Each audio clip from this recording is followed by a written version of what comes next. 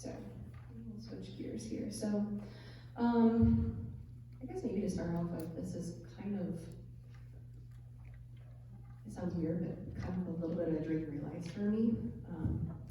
Depression, anxiety are things that I've dealt with in my own life, and as I've kind of learned through those and grown through those myself, you know, so many times I thought, why don't we talk about this more? Why don't we, you know, this is such a something that kind of has a stigma around it in our culture, and I think that's maybe something that we're working to improve. But I think even in the church, there's a lot of stigma around this as well. And we'll kind of delve into that maybe a little bit here, but yeah, so I'm really excited that you're all here. And I hope this is something that, if nothing else, just to get you thinking, maybe kind of taking a pause and taking stock in your own life, and maybe asking yourself some hard questions. And ideally, you know, to help open up conversations amongst ourselves, so that we can talk to each other, that we can share with each other. And we're called to bear one another's burdens, but we can't do that when we don't know what our burdens are. Okay, so I kind of touched on this a little bit. Why are we talking about this? I know in my promo video, I guess originally, you know, I talked about the holidays being over. I was going to remove that, but I decided to keep that on this slide anyway. Because, you know, winter, there's not a whole lot to look forward to in winter for the most part. You know, once we get past Christmas and New Year's, there's not another holiday for a while here yet. So when we get to the other side of the holidays, it's kind of a bit of a letdown. At least I know I feel that way sometimes. On top of that, it's winter. It's really cold outside. This winter's been brutal. It's cold, it's dark. You know, we timed this when we did for a reason. And I guess maybe just as a quick aside, we know we've talked about a lot of heavy things, and with the women's nights so far, we do plan to do some more fun things in the future, so don't lose hope with us on that part. But we felt like this was the time, if we were going to bring up this topic and talk about it, now is a good time. And again, it's relevant. We're going to see here in a moment some statistics of just how prevalent depression and anxiety are.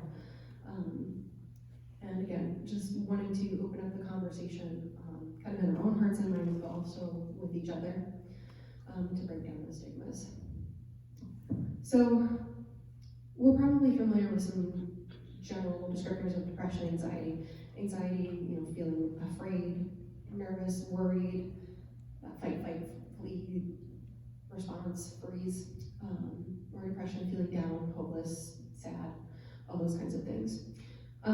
So I want to kind of take a broader picture of both of these topics. I think, especially in our world in medicine, we talk about these as a diagnosis.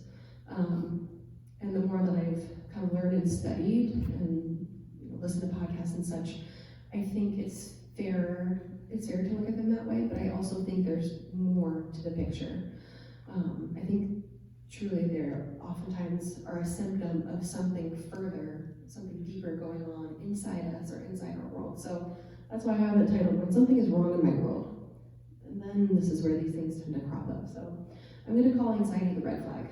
That's your alarm signal. Something's wrong, danger ahead. Versus depression, kind of where your white flag. Giving up.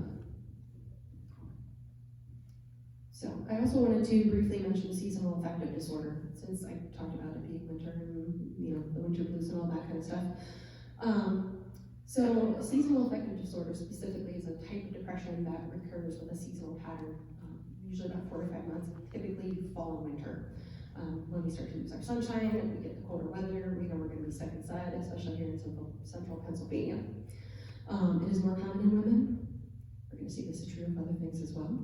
More common in people who live farther north. Again, once you're away from the equator, you're away from the sun, you tend to have more trouble with this. We're going to go into some of these details a little bit more too with depression and anxiety, but you know, some of the physiological things that are happening here because of that reduced exposure to sunlight. We have less serotonin, we have less vitamin D, we're less active, and I believe with with melatonin, again, because it gets dark sooner, melatonin is the chemical in your body that tells you, hey, it's time to go to sleep. So, when we're in the dead of winter and it's dark at 4:45, we want to go to bed at 6. That's a melatonin kind of disrupting things for us because of that change. All right, now to move on to some statistics. How to make a dull presentation even more boring. Let's throw out some numbers. But bear with me. There's a purpose. There's method in my madness. So some statistics that I found from the CDC's National Health Statistics Report. This is data from 2022 that was just published last year. So in adults 18 years or older, the percentage of people who reported symptoms in the past 2 weeks, 18.2% reported symptoms of anxiety, 21.4% reported symptoms of depression, with the highest rates being in young adults, 18 to 29. The interesting thing too, as I was pondering this is just the last 2 weeks. This is just what's happening right now. It's a snapshot. This isn't what's happened in the past.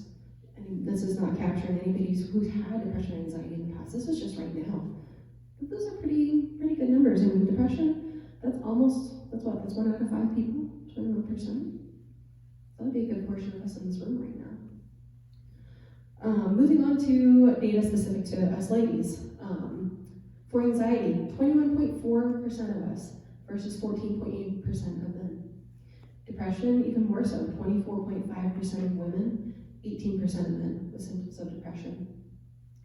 Breaking that down a little bit further to girls. I apologize I didn't break down the age ranges of this, but I want to say maybe like 10 to teens, maybe somewhere in there. So 38% of girls versus 26% of boys with symptoms of anxiety. Depression, and even more so, 29.2% girls versus the 11.5% boys requiring a major depressive episode. Okay, so again, there's method to my madness with throwing out statistics, and that is, this is common. One of the biggest lies that we believe, and when we struggle with these things, is this is a me thing. Everybody else has it together, and nobody else struggles with this. No, not at all. Another fair question to ask when we take a look at those numbers is, why is it that women have this like such higher percentages than us men, or women versus men? Hormones.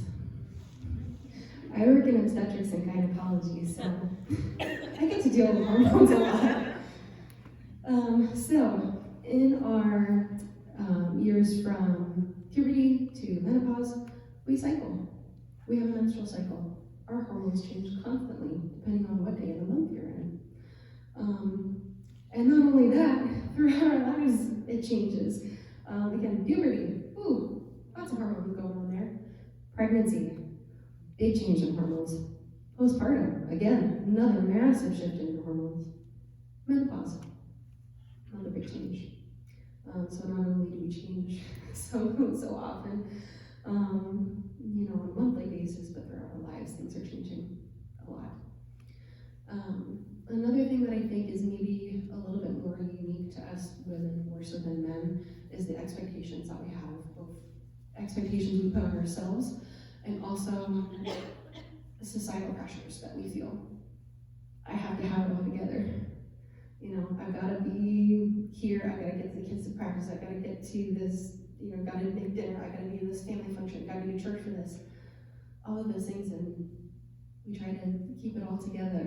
We're, especially for us wives and moms, usually we're the primary managers, coordinators of what's going on the social calendar and just in general on the calendar in our homes, and making sure that everything happens that's supposed to happen.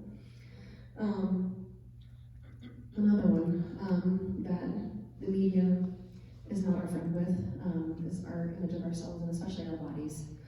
The pressures that we have to look a certain way that oftentimes are so unrealistic. The pictures we see are not even real people. They're touched up, all of that, but we think, I have to be that, I'm supposed to be that. And then kind of on the same vein of thought, social media. When we're scrolling, we're getting the highlights of everybody's, the good stuff is what we see on social media. We don't put pictures on of our messy days when, we're a hot mess emotionally, or our kids are running amok, the house is a disaster. No, we only show the good stuff. And that has kind of taught us to think that's how it's supposed to be. Everybody else's life is like that. And then we compare that to our own life and say,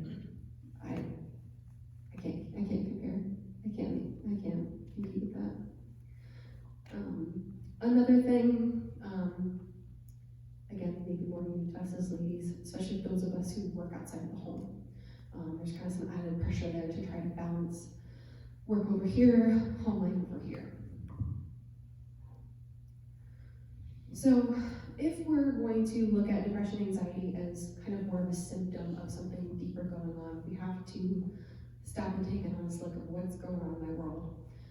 We have kind of two areas here that I'm going to focus on. The external, what's going on outside of me; internal, what's going on inside of me. Now, if you didn't come in with anxiety, you might have a little bit after I go through this slide. So just to name a few of the external factors that are going on in our world that come into play with all this: relationships, spouses, kids, parents, in-laws, friends, extended family, lots of people that we're trying to keep up with. School, whether that's for yourself or maybe your spouse. So if that's the case, paying for school, making time to get your assignments, making sure you make the grade, pass the classes, graduate, and then, okay, now I gotta find a job afterwards. For kids, just getting your kids up and out the door to school in the morning. Can I get an amen on that one? Getting them to school, helping with homework. You know, I don't know if anybody else has looked at anybody's homework and thought, man, I don't remember learning this, or I don't remember being taught how to do this way. How am I going to help them when I'm not even sure what's going on with this paper that they're saying, here, help me with my homework.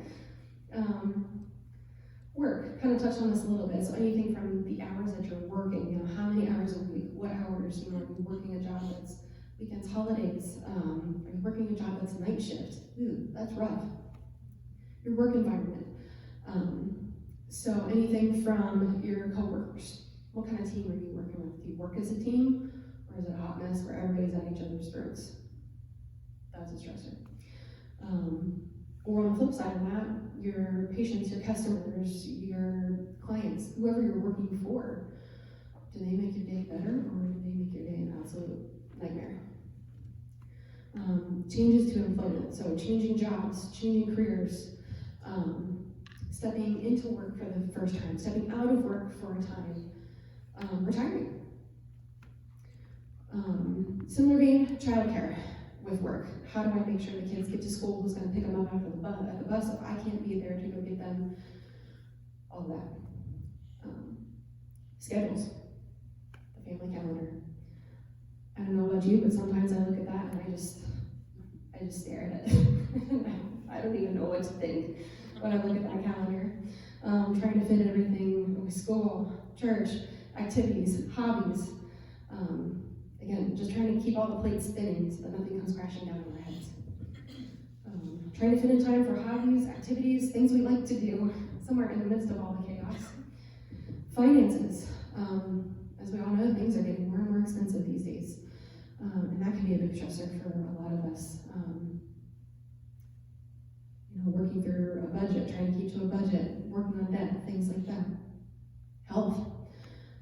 Even something simple. Last month, right before New Year's, I got sick with a cold for 2 weeks. And that kind of brought me down for a couple weeks because I was just sick and tired of being sick and tired. And that's just the cold. Not thinking to even, further things, like a serious diagnosis. Things. Church. I did put that in there too. So just making it here tonight, making sure dinner was on the table, everybody was where they're supposed to be, everybody had what they need, okay, we're good, I'm out the door, and I gotta get here on time.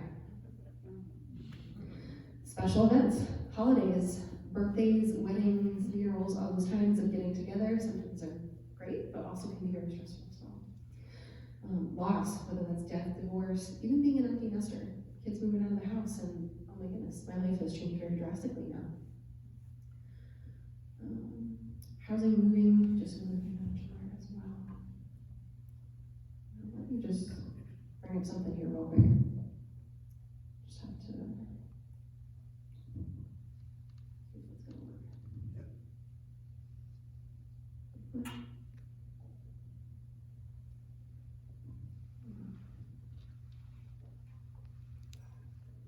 You know what they say when you troubleshoot, try plugging it out. Maybe and plug it back in. Troubleshooting one more.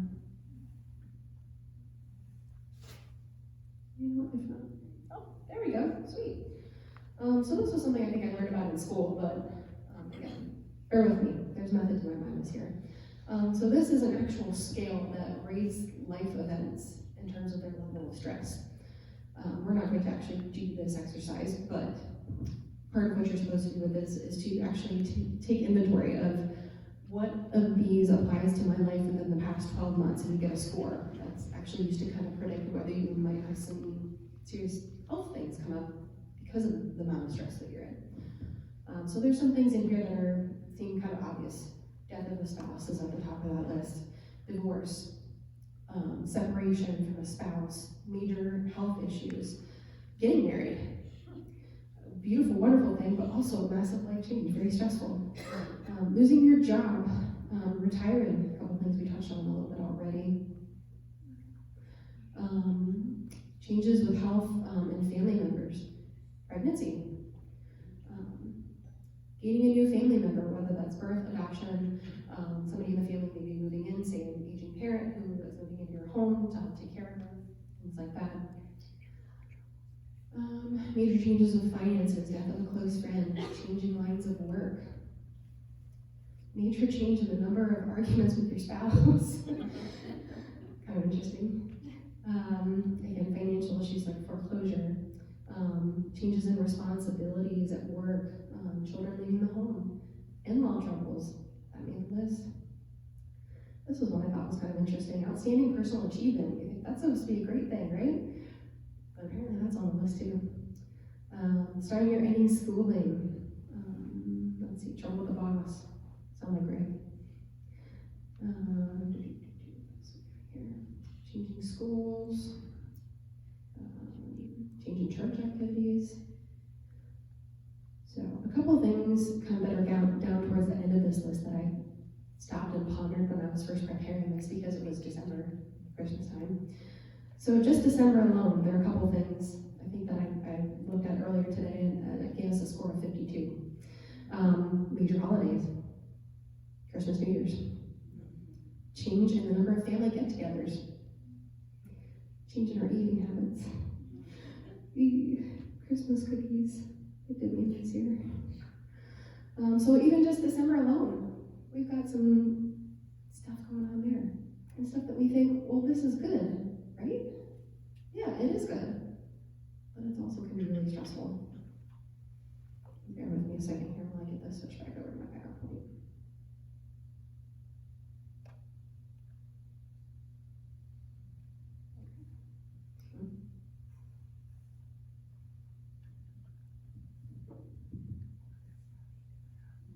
Okay, this should be hopefully coming up in a moment. There we go. So just some observations I wanted to make again. The method to my madness with bringing that up here. Again, all of these things are normal. There's not a whole lot on that list that we look and go, ooh, who has that problem? A lot of those we can relate to. Some of those things on the list, like I said, some are good, some are not. Some things are planned, some are not. Some have to do with choices that we make, so we make these things happen. Some of them were related to other people's choices that affect us. Some of these things just happen. But even though all of these things are normal, they are hard. You know, one thing that is very easy to do when hard things come in life is to compare and say, well, you know, say I'm looking at something on the bottom of the list. You know, I look at December, and December is stressful, and, you know, Christmas time is rough. And I say, well, at least I didn't lose my spouse. That's at the top of the list, right? Not a great thing to do. We need to, well, again, not all these things are totally equal in the amount of stress. They're all still hard. And it's okay to say that and to acknowledge that, even just in your own heart and mind, to say, yeah, this is hard, and not try to minimize it. Oh, this is normal. Everybody does this. I just gotta get it together. It's hard, and that's okay. So, switching gears from the external factors to the internal factors. So, we're going to be looking a little bit at kind of the whole, all of me. My body, my mind, my spirit. You know, we are more than just one of these, and all of these are so very much integrated. So we'll switch gears to that next. All right, pardon my nerdiness a little bit here, but again, this will make sense hopefully a little bit as well. So there is a lot of brain chemistry that comes into play with depression and anxiety. A couple of chemicals in our body, specifically that come into play: serotonin, norepinephrine, and dopamine.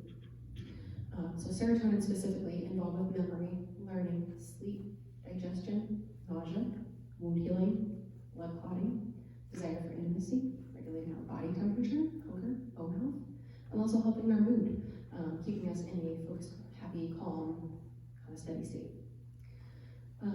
So interesting thing that I probably read about at some point and forgot, 90% of our serotonin is in our GI tract. So that's where some of these GI type symptoms come into play. We'll see a little bit more of that in a second.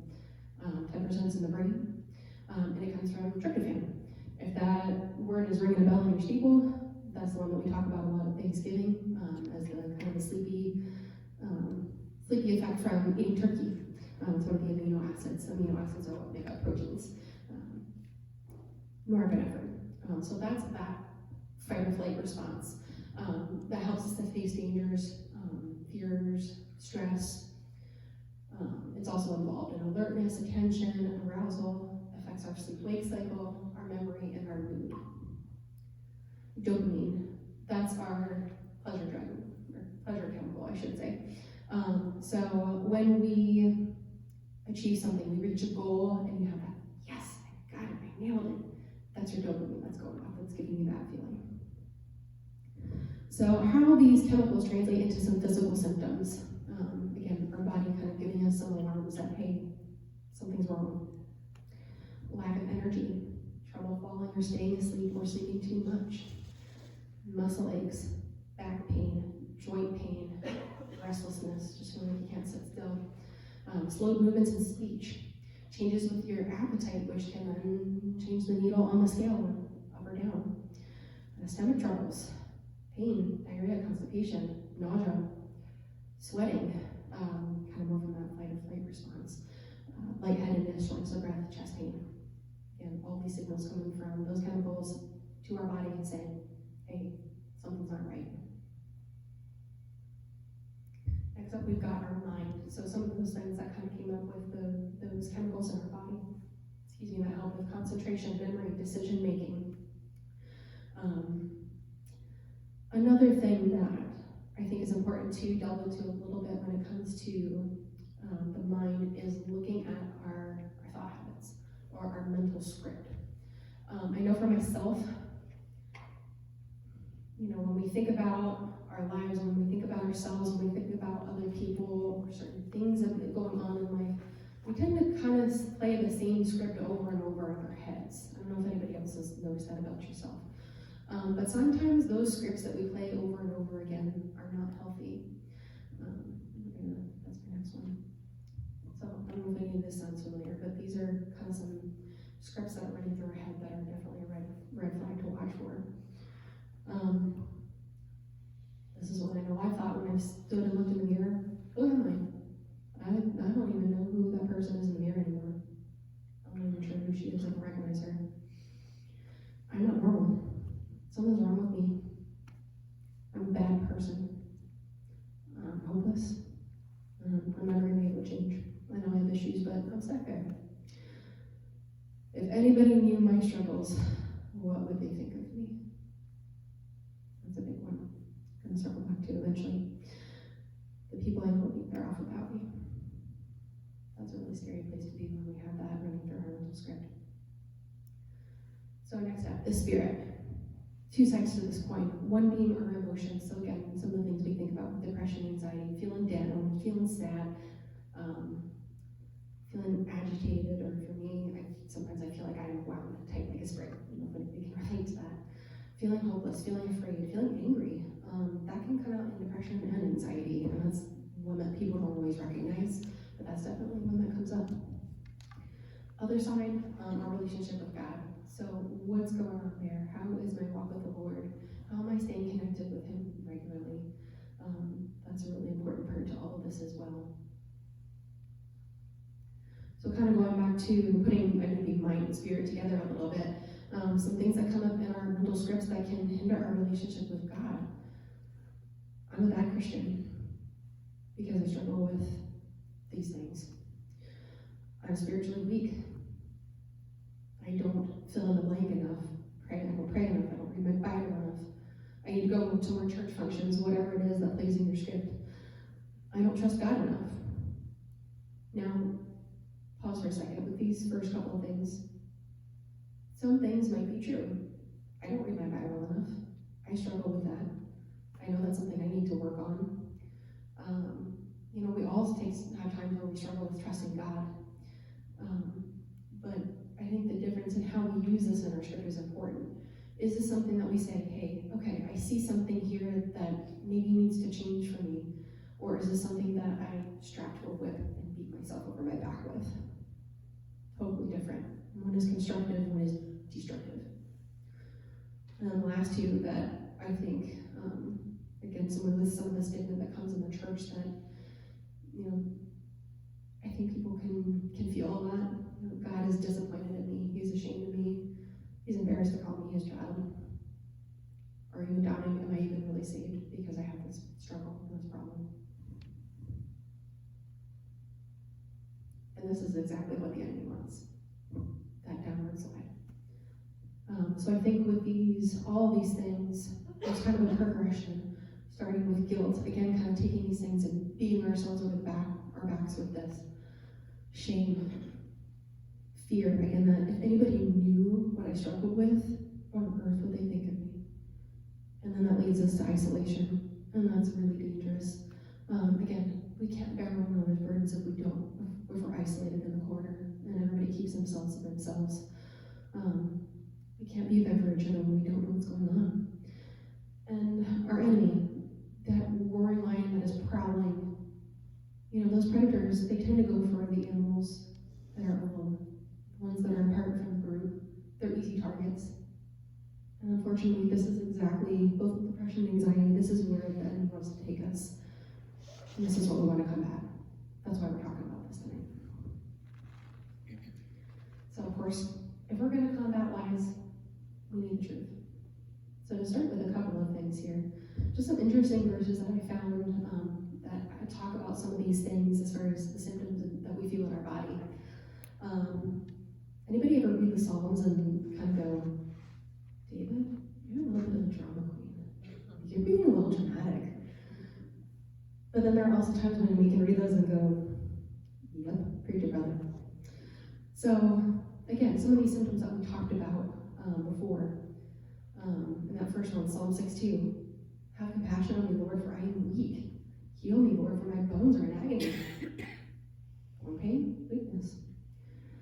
My life is poured out like water, and all my bones are out of joint. My heart is like wax melting within me. My strength is dried up like sun-baked clay. My tongue sticks to the roof of my mouth. Have mercy on me, Lord, for I am in distress. Tears blur my eyes. My body and soul are withering away. I am dying from grief. My years are shortened by sadness. Sin has drained my strength. I am wasting away from within. Don't we feel that way sometimes? That we're wasting away from the inside out? Last one, for my days disappear like smoke, and my bones burn like red-hot coals. My heart is sick, withered like grass, and I have lost my appetite. Because of my groaning, I am reduced to skin and bones. Just interesting, like I said, when I was putting this together, I thought, wow, these are all very poignant. God knows what he's talking about. These are all the things that we caught up finally. Science said, oh yeah, that's right. God knew all along. How about the mind? Again, those narratives, those scripts that play in our mind.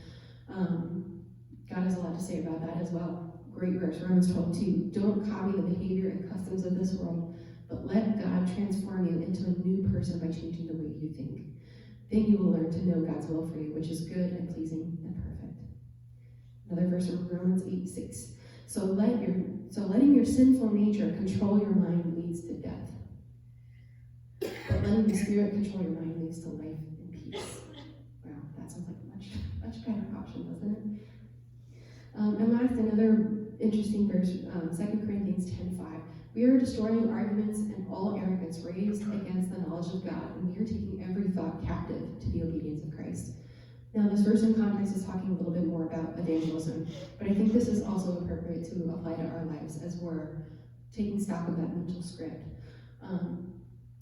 I heard on a podcast once, I thought this was really great, talking about this verse. Sometimes thoughts just come into our minds. I don't know if any of you experienced that random thought you go, where did that come from? So we can't always control what pops into our heads, but we can control how long it stays there. And we need to take those thoughts, we need to look at those thoughts, compare them to truth, and take them captive, and obey Christ with what we let in our minds. For the sake of time, I'm not going to read all of these verses, but there are so many more, I'm sure that y'all could spout out as well, that have to do with what does God have to say about who I am. We're his special creation. We see that in Psalms. We're forgiven. No condemnation in Christ Jesus. That's an amazing truth. We're free. For freedom that Christ set us free. He didn't set us free to live in bondage to our mental scripts and all these other things that just go on in life. We're not meant to be slaves to that. We're meant to be free. And let's walk in that freedom. Again, just a couple of verses there in Romans that talk about how loved we are, that nothing can separate us from the love of Christ. While we were his enemy, Christ died for us. He loved us that much. We are that precious to God that while we were his enemy, he died for us. We were dying for it to him. So let's not minimize that when we think about ourselves. I would probably be a little remiss if I didn't mention this. This would be a whole other talk in and of itself, but I felt like I needed to throw this in here as well. We said all of those things that we gave examples of, all these things are normal in life, they're hard.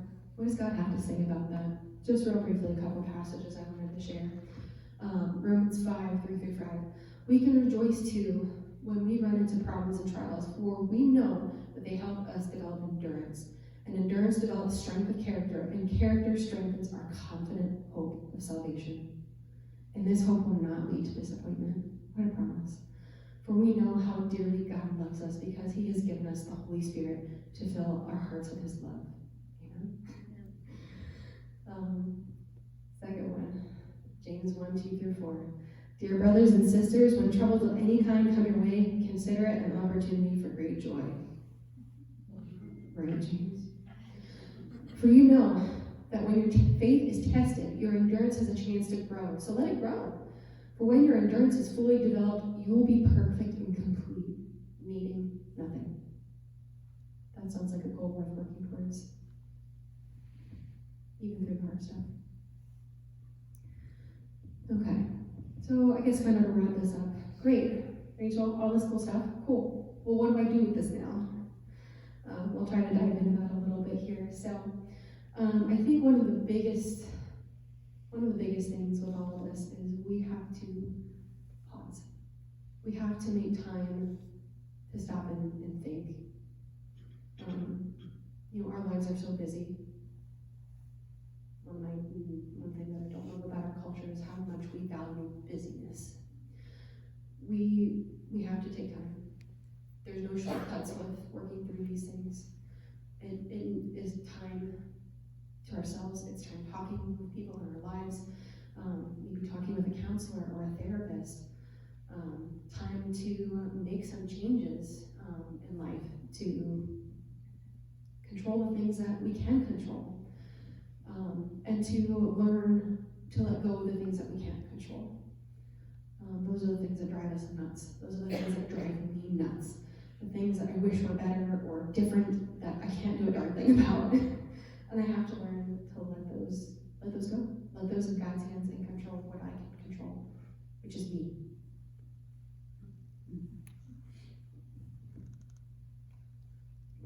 All right, so first up,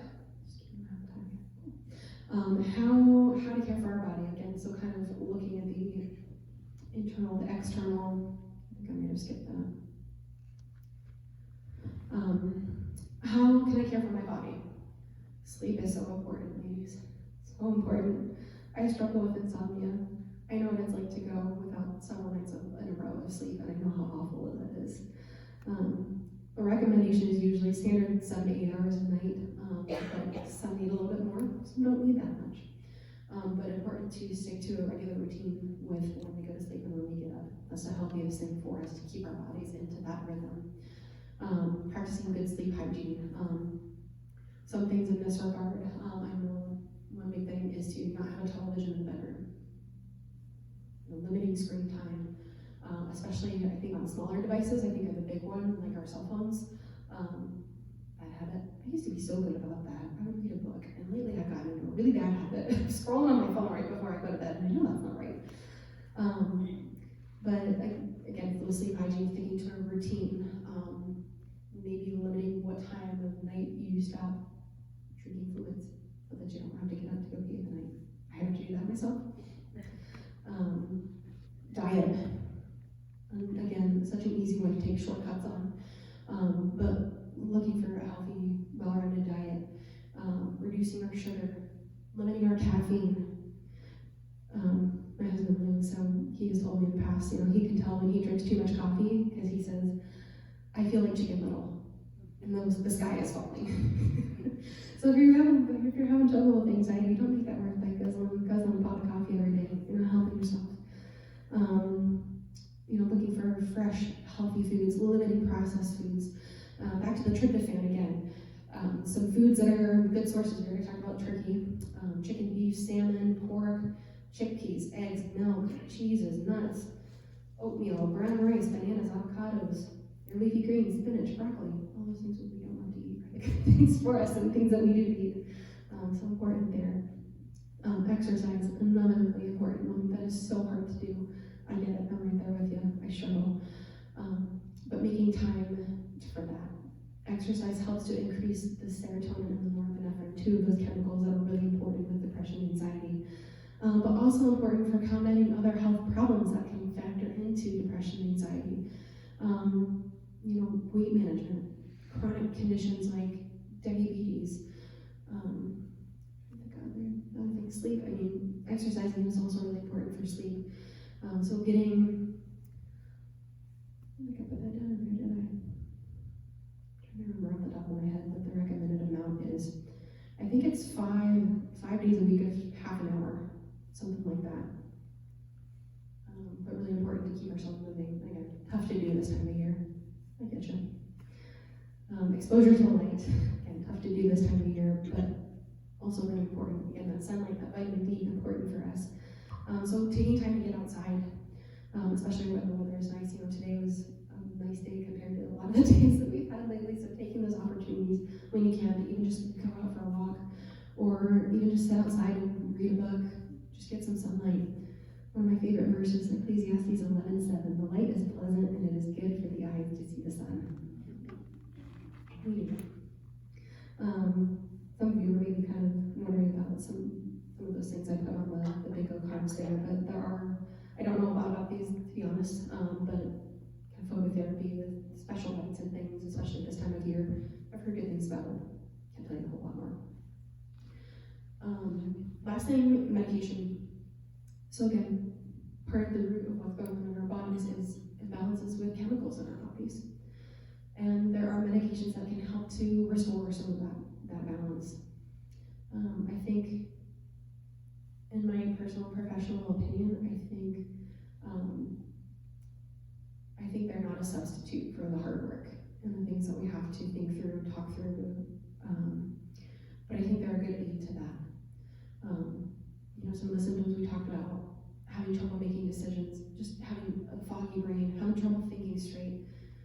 If we can maybe get some medications on board to help correct some of that, get your mind in a better place so that we can do the hard work to work through the things that are going on. I think ideally it would not be a permanent thing that you would have to do for the rest of your life, but that's person to person. And I don't think there needs to be a stigma around taking medication. I take medication. I take 2 to sleep. I do not sleep if I do not take them. I take medication for anxiety. That's helped me out. I've come off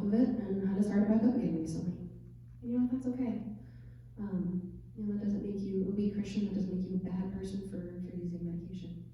If you're using that to help with this process, I think that's a good, right, and healthy thing to do. So caring for our mind, learning how to manage stress. So again, what are the ways that we deal with our stress? What are we seeing in ourselves that are healthy and good to manage stress? And what are the things that we do that are not so healthy? That, okay, maybe we need to pay attention to those and exchange them for a better coping strategy. Reading books or listening to podcasts, truth-based, Bible-based sources that can just kind of help you to be saturated in truth and to help you process some of those things that go through your mind, and maybe help you to identify some of those things that go on in your script that maybe just, oh, I didn't think about that before, but yeah, I do think this about such and such. Counseling, therapy, no shame in that. Having a second party, or say if it's marriage or family, having a third party to be able to help mediate and to help just kind of have an outsider's perspective, because we can get in our own heads so much. And we talk ourselves into things, and we think these same things over and over, but then if we actually say them out loud, wait a minute, maybe I need to rethink that. So I think that's another really helpful and healthy thing, is to look into counseling.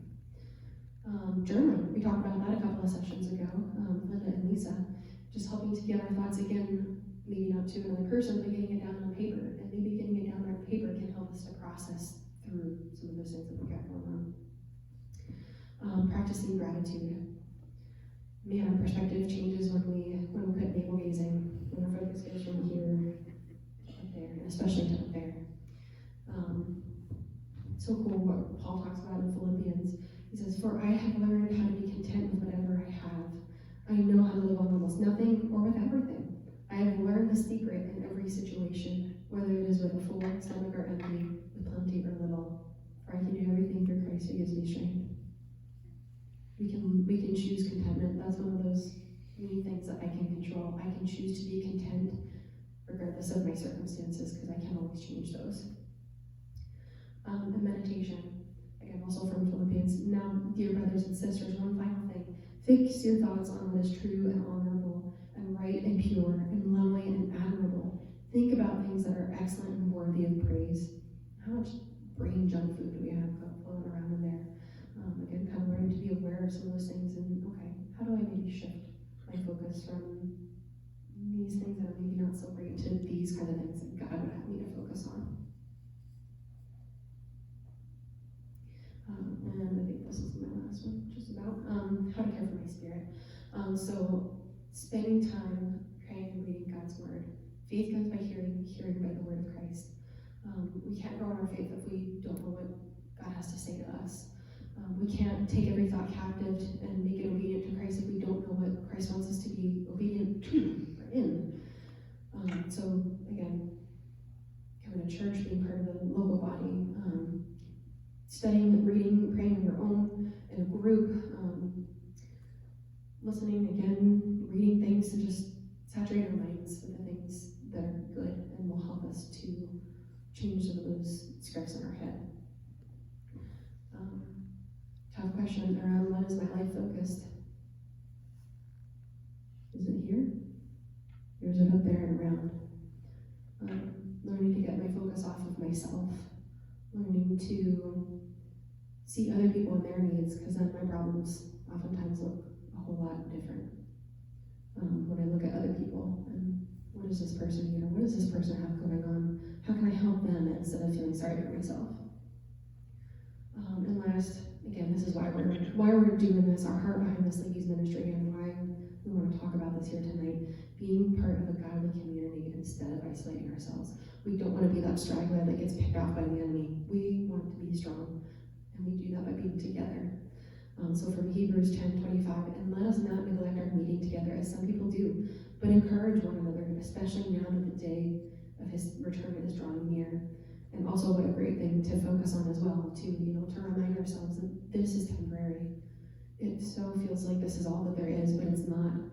This will all melt and pass away, and something much bigger and even more real and amazing is coming. We have hope, and we need to remember that. I need to remember that.